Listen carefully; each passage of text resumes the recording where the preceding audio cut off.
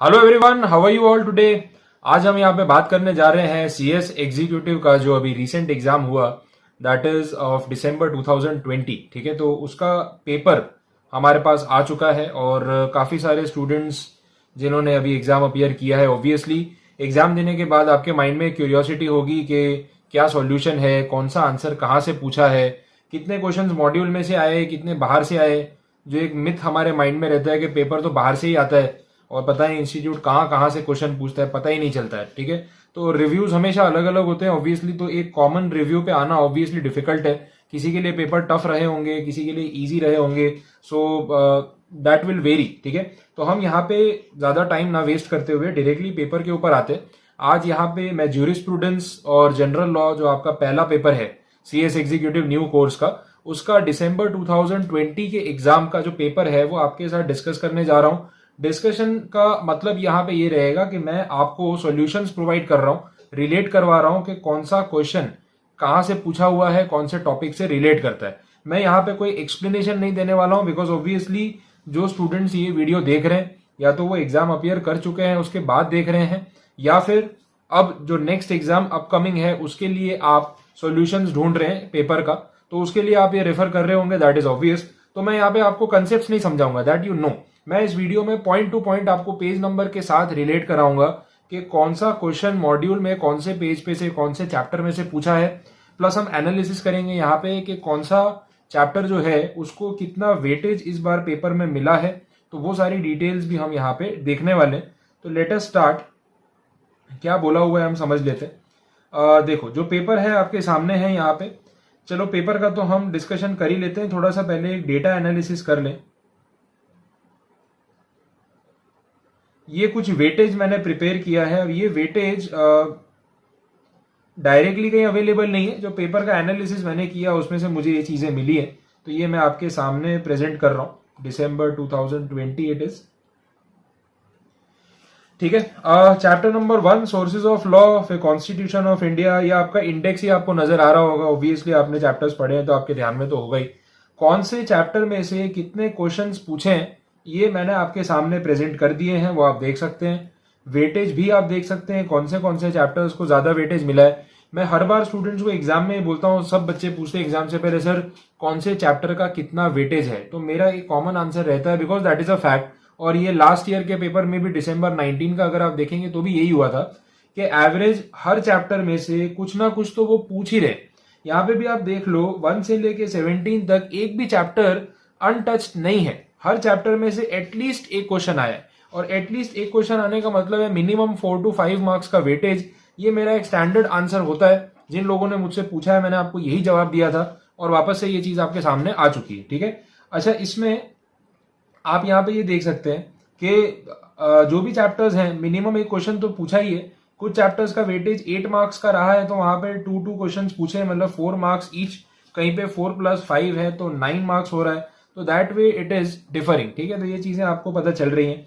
अच्छा, इसके साथ साथ कुछ चैप्टर्स 12 to 13 मार्क्स में भी जा रहे हैं, क्योंकि एक 8 मार्क्स का क्वेश्चन है, एक 4 मार्क्स का क्वेश्चन है, ऐसा भी हो रहा है।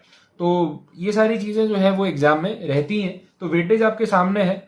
अब टोटल मैंने यहाँ पे 132 मार्क्स रखे हुए हैं, बिकॉज 2 सेक्शंस आपके ऑप्शन में आते हैं, 2 वर्सेस 2A, 6 वर्सेस 6A, तो उसको मिला के मैंने ये वेटेज आपके सामने रखा है। ठीक है, क्योंकि डिस्कस तो सारे ही करने।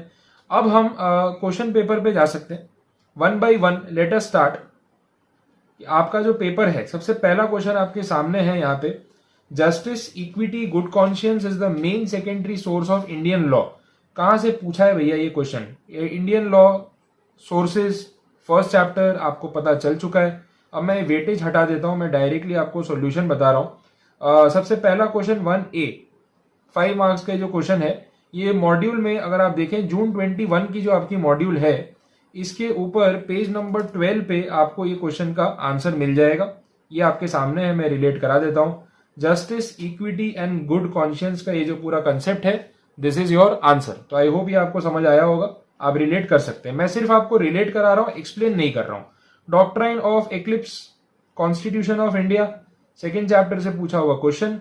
पेज नंबर अगर आप मॉड्यूल का देखें तो इट इज पेज नंबर 35।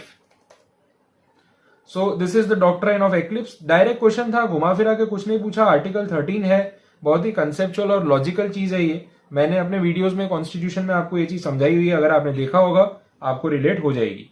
फिर इसके बाद section 41 of CrPC. CrPC direct पता चल गया, ये भी डायरेक्ट क्वेश्चन है। ये पहले भी ऐसा एक क्वेश्चन आ चुका है, मैंने मेरे टेस्ट पेपर में स्टूडेंट्स को पूछा था एग्जाम में, जो क्लास में मैं टेस्ट ले रहा था, तो उसमें क्वेश्चन मैच हो गया एक्चुअली में। और आप मॉड्यूल में अगर देखेंगे तो ये आपको मिलेगा पेज 246 और 247 पे। मैं आपको बता देता हूं कहां पे है ये। Arrest of person, cognizable offences, arrest without warrant, 246, 247, यहाँ पे ये जो लिस्ट है इनमें से आपको एनी 5 पॉइंट्स लिखने थे। क्लियर? आगे बढ़े। फोर्थ क्वेश्चन है question 1D, purposive rule of interpretation. ये पर्पसिव रूल एग्जैक्टली क्या है, जनरल क्लॉजेस में मॉड्यूल में मुझे नहीं मिला है। ये एक ही आंसर है जो पूरे पेपर का मुझे मॉड्यूल में नहीं मिला है। फ्रैंकली मैं आपको बता रहा हूं, हो सकता है मेरी तरफ से कोई एरर हो सकता है आपको मिल गया हो। अगर मिल गया है तो आप कमेंट कर सकते हैं, मैं उस चीज को ऐड ऑन कर दूंगा, या लोग आपके कमेंट पढ़ लेंगे, उससे उनको हेल्प मिल जाएगी। तो आप ये क्वेश्चन ढूंढ के मुझे हेल्प कर सकते हैं, क्योंकि मुझे नहीं मिला है। मैंने 2-3 बार सर्च किया, बट पर्पसिव रूल जैसा कोई कंसेप्ट जून 21 की जो मॉड्यूल लेटेस्ट है मैं वही यूज कर रहा हूं, मुझे नहीं मिला है। आगे बढ़ते हैं। Question 2A, battery and assault, law of torch. सीधा सीधा क्वेश्चन, यह आपको मिलेगा मॉड्यूल में पेज नंबर 157 पे।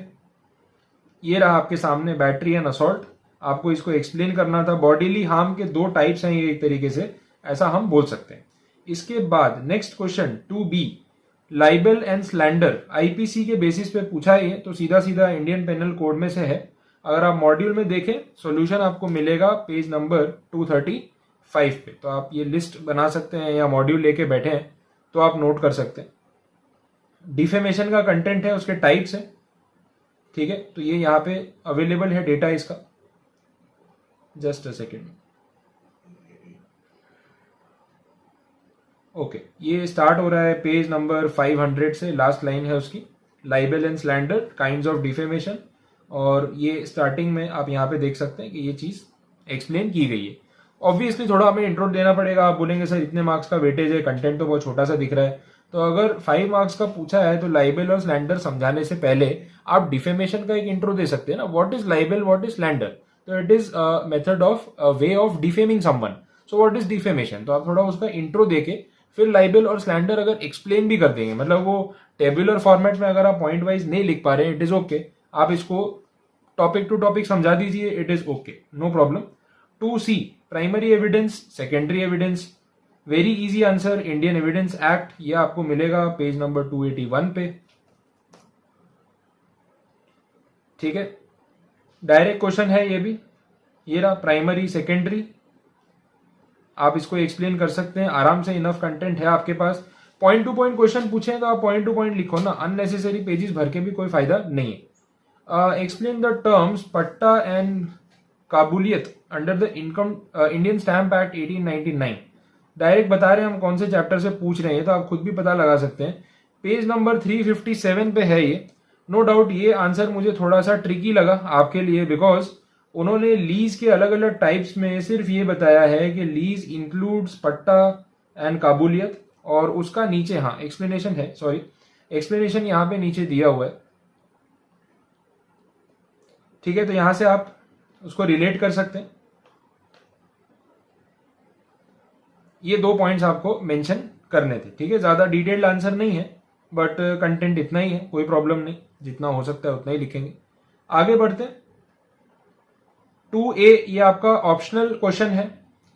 अगर किसी ने अटेम्प्ट किया हो तो ऑब्वियसली कोई प्रॉब्लम नहीं। सेक्शन 14-15 ऑफ आईटी एक्ट, ये लास्ट चैप्टर है आपका, इंफॉर्मेशन टेक्नोलॉजी एक्ट, और पेज नंबर है 428। ये देख सकते हैं आप यहाँ पे, सिक्योर इलेक्ट्रॉनिक रिकॉर्ड्स क्या होते हैं वो आपको एक्सप्लेन करना था, और 2 छोटे छोटे सेक्शंस हैं वो समझाने थे। That was the part. तो सब मॉड्यूल में से मिलता जा रहा है। अब आप बोले सर पेपर टफ था, तो फिर हमें समझना चाहिए कि कहीं ना कहीं गलती हमारी है। अभी तक एक क्वेश्चन आया है जो आप बोल सकते हैं कि बुक में नहीं मिला है, बाकी वो भी मुझे नहीं मिला है, हो सकता है हो, लेकिन बाकी सारे क्वेश्चन बुक में डायरेक्टली थे, एकदम डायरेक्ट पेपर। मैं इतना इजी पेपर एक्सपेक्ट नहीं कर रहा था कि इतना सिंपल पूछ लेंगे, क्योंकि केसेस तो पूछे ही नहीं है। मैं मेजोरिटी स्टूडेंट्स को प्रिपेयर करवाता हूँ कि भाई उल्टे पुल्टे केस आएंगे, रिलेट करने की कोशिश करना कि कौन से सेक्शन कौन से चैप्टर पे जा रहा है। यहाँ तो आप हर क्वेश्चन में देख सकते हो चैप्टर का नाम भी लिखा है, information technology, CPC, NCLT, torts, और क्या चाहिए आपको, चैप्टर तक बता दिया कि इसमें से हम पूछ रहे हैं। इससे इजी तो नहीं हो सकता है। अब ये डेकरी वाला क्वेश्चन पूछा है, डेकरी की डेफिनेशन, इसके लिए आपको जाना पड़ेगा सीपीसी पे, पेज नंबर है 187। ये रहा decree, it is defined in section 2 subsection 2 of the code. ठीक है, तो ये पूरी डेफिनेशन आपके सामने है, क्या इंक्लूड है क्या नहीं है थोड़ा आप लिख दो, एसेंशियल्स कुछ मेंशन करने जैसा लगे तो कर दो क्योंकि वेटेज है। ठीक है, तो हम थोड़ा आगे पीछे का ऐड कर सकते हैं। हाँ, एसेंशियल्स तो पूछे ही हैं, तो फिर वैलिड है, 4 मार्क्स का क्वेश्चन आपका बन गया। नेक्स्ट क्वेश्चन है थर्ड वाला, 4 rights of a party to appear before the NCLT. ये भी डायरेक्ट क्वेश्चन था and this is on page number 305। ये मैं आपको रिलेट करा देता हूँ आंसर कौन सा है। ये रहा, rights of a party to appear before the tribunal, और इसमें 6 पॉइंट्स हैं। उन्होंने बोला है राइट एनी 4, तो 4 पॉइंट्स लिखो, 4 मार्क्स लेके जाओ। क्या घुमा फिरा के लिखना है, 1 मार्क है 1 पॉइंट के लिए। किसी ने 2 सही लिख दिए 2 मार्क्स मिल गए, 3 सही लिख दिए 3 मार्क्स मिल गए। अननेसेसरी स्पेलिंग मिस्टेक्स है, ग्रामेटिकल एरर्स है, हाफ मार्क उन्होंने अपने हाथ में रख लिया, बात अलग है, बाकी पूरे मार्क्स मिलेंगे, तो प्रॉब्लम वाली बात नहीं है। इसके बाद हम देख रहे हैं extra judicial remedies under the law of torts, उसमें भी सिर्फ एनी 4 बोलिए क्योंकि 4 मार्क्स का क्वेश्चन है। पेज नंबर मॉड्यूल में आपको मिलेगा 159। एक्स्ट्रा जुडिशियल रेमेडीज बहुत ही इजी, मैंने भी लेक्चर में समझाई हुई थी। इनमें से कोई भी 4 आप लिख सकते हो। ठीक है, कुछ तो आगे से रिपीट है, 1-2 एक्स्ट्रा है, trace passing, self defence, re entry. ठीक है, काफी easy point, distress, damage, peasant, वो कैटल वाला एग्जाम्पल हमने देखा हुआ है। सो यू नो दैट, ये हमने पढ़ा हुआ है।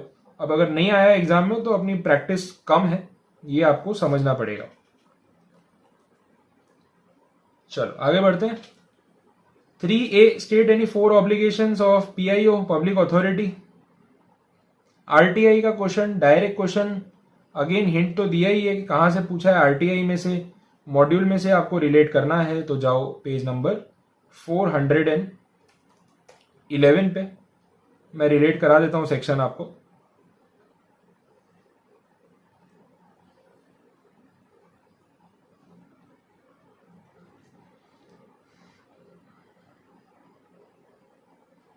अच्छा, फर्स्ट स्टार्टिंग में ही है,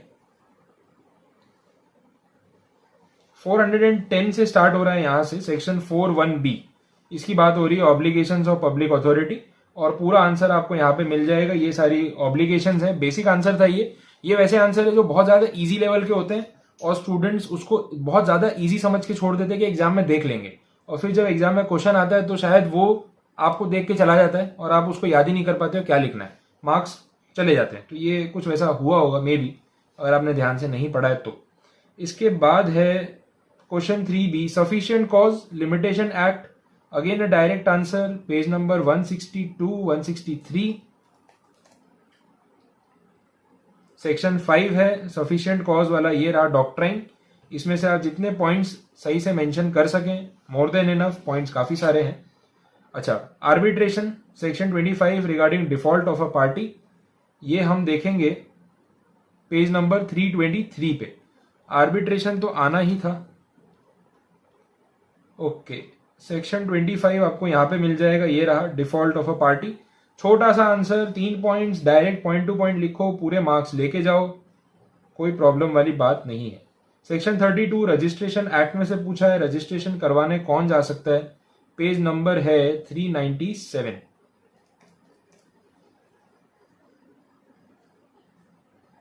presenting of documents for registration, ये रहा आंसर आपके सामने, इतना आपने मेंशन कर दिया, आपके पूरे मार्क्स बन गए। तो अगेन मॉड्यूल में से क्वेश्चन, बाहर से कुछ भी नहीं। Explain the procedure for lodging of caveat before NCLT, ये आंसर भी डायरेक्ट है, एकदम डायरेक्ट पूछा है। ठीक है, हो सकता है कि आपने उसको अच्छे से पढ़ा हो ना पढ़ा हो, वो अलग मैटर है, बट उन्होंने उसको डायरेक्टली पूछा हुआ है, घुमाया फिराया बिल्कुल नहीं है। मैं भी आपको ज्यादा घुमाऊंगा फिराऊंगा नहीं, रिलेट करा देता हूं। ये रहा लॉजिंग ऑफ केविएट और उसकी डिटेल्स, क्लियर है चीज, ठीक है। चलो लेट अस स्टार्ट।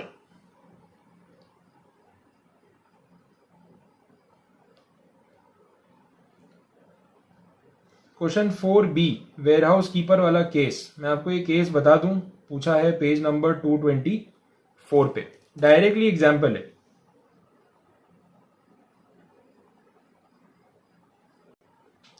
अगर आप पेज नंबर 224 पे देखेंगे, जो ये इलस्ट्रेशन में बी वाला केस दिया हुआ है, ठीक है, तो ये एग्जैक्टली सेम क्वेश्चन है, वेयर हाउस कीपर वाला, सेम टू सेम पूछा है, कोई चेंज नहीं है। डायरेक्ट देख लो आप, वेयर हाउस कीपर वाला सेम केस, मतलब ए और जेड जो नाम है ना वो भी चेंज नहीं किए, तो इससे इजी तो कुछ नहीं हो सकता था। तो आपको बस कंटेंट को ठीक से पढ़ के जाना था, चीजें आपको मिल जाती। अगर आपने कोई रेफरेंस मटेरियल भी यूज किया होगा तो भी आपको 80 to 90% चीजें मिल गई होंगी, ज्यादा परेशानी होनी नहीं चाहिए थी। Principal sources of admin laws in India, ये भी देख लेते हैं। ये एडमिन लॉज का क्वेश्चन है, पेज नंबर आपको मिलेगा 130। सो लेट अस चेक क्या है इसके अंदर। ये रहा आपके सामने है पूरा answer, sources of administrative laws, ये 4 पॉइंट्स हैं, नीचे अगले पेज पे 130 पे एक्सप्लेन किए हुए हैं, बस ये आप कर सकते हो। इसके बाद रूल है एक्सप्रेसियो यूनिस एस्ट एक्सक्लूसियो ऑल्टरियस, ठीक है, express mention of one thing excludes the another, interpretation of statues, ये भी मैंने एक्सप्लेन किया हुआ है, वीडियो लेक्चर में है अगर आपने देखा हो तो। पेज नंबर 97 आपको मिलेगा मॉड्यूल में, एंड ये रहा पहला पॉइंट, एक्सप्रेसियो यूनिस एस्ट एक्सक्लूसियो ऑल्टरिस, ये आप एक्सप्लेन कर सकते हैं यहां से, तो कंटेंट रेडिली अवेलेबल है। अगला आंसर देखते हैं 5A में क्या है। Provisions of CPC suit by minor, minor वाला केस आ गया, ये इंपॉर्टेंट था ही, वो नेक्स्ट फ्रेंड वाली जो सिचुएशन थी। पेज नंबर अगर आप देखेंगे 208, रिलेट करा देता हूं आंसर, ये रहा माइनर वाली सिचुएशन स्टार्टिंग में ही है फर्स्ट हाफ में, तो ये पूरा आंसर आपका माइनर वाला टॉपिक जो है यहां से आपको 207 208 पे रिलेट हो जाएगा। डन। 5B देख लेते हैं, article 19 sub article 1 clause ji, that is constitution of India, ये मिलेगा पेज नंबर 46 पे। 8 मार्क्स का क्वेश्चन है, ध्यान रखना है आपको, तो कंटेंट भी उतना लिखना है। ऐसे आंसर्स में आप थोड़ा इंट्रोडक्शन दे सकते हैं, लिबर्टी ले सकते हैं कि हम थोड़ा सा भर के लिखेंगे तो प्रॉब्लम नहीं है, बिकॉज वेटेज भी उतना है ना उस हिसाब से, ठीक है। 19(1)G यहाँ पे मिल गया आंसर पूरा। 8 मार्क्स का कंटेंट भी काफी है, अब यहां से शुरू करेंगे नेक्स्ट पेज तक। अब 8 मार्क्स का है तो सारे पॉइंट आप समझाओ, एंड तक जाओ, कोई प्रॉब्लम वाली बात नहीं, ठीक है। आगे बढ़ते हैं।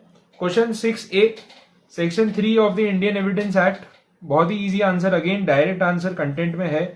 पेज नंबर 266 आपको देखना पड़ेगा मॉड्यूल का, सेक्शन 3 डायरेक्टली मिल जाएगा। ये रहा पूरा पार्ट एविडेंस का, इसमें जितना भी है oral evidence, written evidence, documentary, electronic, ये सारी चीजों को आप एक्सप्रेस करें, आंसर अपने आप जो है वो बन जाएगा। इसके बाद इंफॉर्मेशन टेक्नोलॉजी एक्ट कहाँ कहाँ पे अप्लाई नहीं होता है, मैंने एक्चुअली मैं एक्सप्लेन करते टाइम वीडियो में बोला भी था लेक्चर में कि ऐसे आंसर्स वो होते हैं जो स्टूडेंट एक्सपेक्ट नहीं करता, होते स्टार्टिंग में पहले ही पेज पे, लेकिन स्टूडेंट स्टार्टिंग का कंटेंट कितनी बार कैजुअली इग्नोर कर देता है और उसमें ये चीज आ जाती है। तो ये आपको मिलेगा मॉड्यूल में पेज नंबर 422 पे।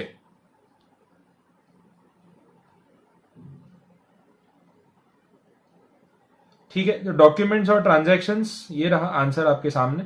बस ये 5 पॉइंट्स हैं, ये आपको मेंशन करने थे, and you have the complete marks जो आप इसमें से अचीव कर सकते हैं। 6B हो गया है, आगे बढ़े 6C पे। सेक्शन 19 अगेन एक डायरेक्ट आंसर, मुझे ऐसा कुछ पेपर में लगा ही नहीं, घुमा रहे हैं, डायरेक्ट पूछा है आपके लिए, अच्छा कर दिया है।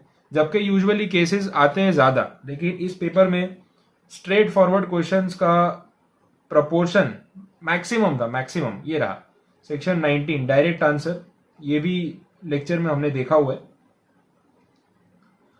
सेक्शन 20 आरटीआई का पूछा, अगेन चैप्टर के एंड में दिया हुआ एक बहुत ही सिंपल स्ट्रेट फॉरवर्ड क्वेश्चन, ज्यादा ट्विस्टेड नहीं है, ट्विस्टेड है ही नहीं, डायरेक्ट आपसे डेटा पूछा है, पेनल्टीज। ये रहा सेक्शन 20 पेज नंबर 418 पे, ठीक है। तो पेनल्टी आपको बतानी थी 250 रुपीज पर डे, 25,000 मैक्सिमम, और उसके रीजंस क्या है। तो पूरे एक्ट में जो जो काम पीआईओ को दिया गया था उन्हीं के बारे में आपको लिखना था कि वो अपने काम में कहाँ कहाँ क्या गलतियां कर रहा है, जिसके लिए उसके ऊपर पेनल्टीज लगाई जा सकती है। तो पेनल्टी का अमाउंट किसी को पता हो तो उसके रीजन तो थोड़ा कॉमन सेंस लगा के भी कोई लिख सकता है, बट मेन चीज वही है कि आपको अमाउंट पता होना चाहिए। 6A देख लेते हैं, ई स्टैंपिंग। ई स्टैंपिंग कहां से पूछा है इन्होंने, इंडियन स्टैंप एक्ट, मॉड्यूल में अगर आप जाके देखें पेज नंबर 388, ये रहा डायरेक्ट आंसर ई स्टैम्प। मैंने अभी के लेक्चर्स में भी मेरे ऐप के ऊपर भी एक्सप्लेन किया हुआ है। ई स्टैम्प का मैंने एक सैंपल भी अपलोड किया हुआ है, जो आप देखेंगे तो पता चलेगा कि आजकल कंप्यूटर से ही स्टैम्प को प्रिंट निकाल सकते हैं, और इलेक्ट्रॉनिक स्टैम्प के रजिस्टर्ड वेंडर्स हैं जिनको परमिशन है कि वो उसको पैसा कलेक्ट करके स्टैम्प बेच सकते हैं। रिसेंटली मैंने भी कुछ काम के लिए ई स्टैम्प खरीदा था, तो मैंने उसका प्रोसेस देखा। उनके पास एक रजिस्टर है, रजिस्टर में वो एंट्री कर लेते हैं मेरे डॉक्यूमेंट की। अच्छा, ऑनलाइन सॉफ्टवेयर उनके पास ही होता है बिकॉज दे आर लाइसेंस्ड। तो वो लॉग इन करते हैं गवर्नमेंट की वेबसाइट पे, स्टेट गवर्नमेंट की, उसके ऊपर डिटेल्स भरते हैं, पार्टीज के नाम, स्टैम्प की वैल्यू और स्टैम्प नंबर के साथ वो प्रिंट होके नॉर्मल पेज पे आ जाता है, और पैसा हमें उनको ही देना है और वो सरकार को सबमिट करेंगे, और जो भी डिटेल्स है वो नोट कर लेते हैं कि ये स्टैम्प नंबर कौन सी पार्टीज के बीच में एक्सचेंज हुआ। तो इस तरीके से ई स्टैंपिंग होता है। सेक्शन 32 ऑफ आर्बिट्रेशन, ठीक है, ये आया पेज नंबर 329। क्योंकि आर्बिट्रेशन में अमेंडमेंट्स भी थे तो वी एक्सपेक्टेड कि इस बार क्वेश्चंस होंगे, और वो उन्होंने रखे। ये रहा सेक्शन 32 आपके सामने है, टर्मिनेशन ऑफ प्रोसीडिंग्स। सो ये आप कवर कर सकते हैं। Complaint under CrPC, direct question again बता दिया कि हम सीआरपीसी में से पूछ रहे हैं, तो एटलीस्ट आप उतना तो रिकॉल कर सकते हैं कि हाँ इस चैप्टर के बारे में बात हो रही है, तो कुछ में भी याद आ जाए आपको। कंप्लेंट, ये रही आपकी डेफिनेशन आपके सामने, पूरा आंसर 243 पे मिल जाएगा। और last, nemo judex in causa sua, that is admin laws, ठीक है। Admin laws chapter number 5, very simple again, page number है 136 137।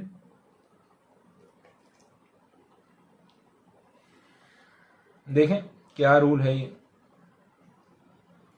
रूल अगेंस्ट बायस। देखो पूरा नीचे एक्सप्लेन किया हुआ है, और फिर बायस के टाइप्स भी दिए हुए हैं। तो अगेन ये कंटेंट मॉड्यूल में से ही था, तो इसके साथ आपके सारे क्वेश्चंस मैंने कवर करा दिए हैं। 6A का 4th क्वेश्चन तक हमने देख लिया है। तो पूरा 132 मार्क्स का पेपर जो है आपका कंप्लीट हो चुका है। यहाँ पे सिर्फ एक क्वेश्चन नहीं मिला हमें जो जनरल क्लॉजेज एक्ट का था उनके हिसाब से, बट पर्पसिव रूल जैसा मॉड्यूल में कोई वर्ड नहीं है, ठीक है। एक क्वेश्चन तो हम थोड़ा बहुत स्टेक पे रख ही सकते हैं, इतना तो होने ही वाला है, बट बाकी पेपर पूरा जो है वो मॉड्यूल में से था। और अब आप इसको रिलेट कर सकते हैं, आपको कितना आया, कितना आप अटेम्प्ट कर पाए, कहाँ गलतियां हुई, कौन से टॉपिक्स मिस हो गए, अगर नेक्स्ट टाइम जरूरत पड़ी तो हमें कहाँ एफर्ट्स करने की जरूरत है। जो स्टूडेंट्स अब एग्जाम देने वाले हैं, फ्रेशर्स हैं और ये देख रहे हैं, तो आपको एक आइडिया आ गया होगा। But again paper her bar same pattern का नहीं आता है, that is the common mistake. Students ना वो बोर्ड वाली हैबिट होती है कि ये पैटर्न है, ये पैटर्न नहीं है, अगली बार कुछ और होगा। इस बार कॉन्स्टिट्यूशन 12 मार्क्स का पूछ लिया है ना, अगली बार शायद हो सकता है लॉ ऑफ टॉर्ट्स 12 मार्क्स का पूछ लें, या एपीसी 12 मार्क्स का पूछ लें, या कोई और पेपर, कोई और चैप्टर है वो 13 मार्क्स का या 11 का या 10 का आ जाए, कोई गारंटी नहीं है। बस ये है कि जो 17 चैप्टर्स हैं हर में से एटलीस्ट 4 से 5 मार्क्स का तो आने ही वाला है। 17 5 से 85 पेपर उनको पूछना है 132 का, तो 5 मार्क्स का एवरेज तो बन ही जाता है। उसके बाद ऊपर का जो पूछना है फिर वो शफलिंग करते रहते हैं। तो 8-8 मार्क्स के तो काफी चैप्टर हैं, 4-4 5-5 वाले थोड़े से हैं, और 1-2 बड़े होते हैं 12 से 15 मार्क्स की, जैसा हमने यहाँ पे भी देखा। बट वेटेज ऐसे फिक्स मत मान लेना, पैटर्न फिक्स मत मान लेना। इस बार स्ट्रेट फॉरवर्ड क्वेश्चन ज्यादा है, हर बार हो ऐसा जरूरी नहीं है। कभी हो सकता है कि केसेस ही केसेस मिल जाए भर भर के, और आप अटेम्प्ट करते करते थक जाओगे, या सब कुछ केस आ गया। और कितनी बार ऐसा होता है direct straight forward descriptive informative answer ज्यादा आ गए। तो पैटर्न फिक्स मत करो, एक पेपर पे तो डिसाइड नहीं कर सकते। हाँ, आपने लास्ट 4-5 पेपर देखे हैं लास्ट 2 साल के, एंड देन अगर आप थोड़ा बहुत कंक्लूसिव हो जाओ कि नहीं ये तो बैक टू बैक ऐसा आ रहा है, तो फिर भी थोड़ी प्रोबेबिलिटी हाई हो जाती है। बट अगेन अगर 4 पेपर एक ही फ्लो में चल रहे थे तो कभी तो फ्लो टूटने वाला है, और क्या पता वो आप ही का अटेम्प्ट हो जहां फ्लो चेंज हो जाए। तो again you can not take risk, ठीक है। तो ध्यान रखना क्या चीजें बोली हैं यहाँ पे। तो इसके साथ हमारा आज का ये डिस्कशन कंप्लीट, ठीक है। वैसे ही हम बाकी के सब्जेक्ट्स जो हैं वो भी डिस्कस करते रहेंगे, आप उसके भी सॉल्यूशंस देख सकते हैं। कंपनी लॉ है, सेटिंग अप ऑफ बिजनेस है, टैक्सेशन का पेपर है, ये सारी चीज़ों पे भी मैं पॉसिबल होगा तो वीडियोस बनाऊंगा जैसे जैसे पेपर्स मेरे पास आते जाएंगे। एंड फाइनल का जो टैक्सेशन का पेपर है उसके ऊपर भी हम एक वीडियो लेके आएंगे जिसमें पूरा सॉल्यूशन कहाँ से क्या पूछा था वो डिस्कस करेंगे, ठीक है। So thank you so much and all the very best जिनका एग्जाम है और उसके लिए वो देख रहे हैं। So wish you all the best, thank you.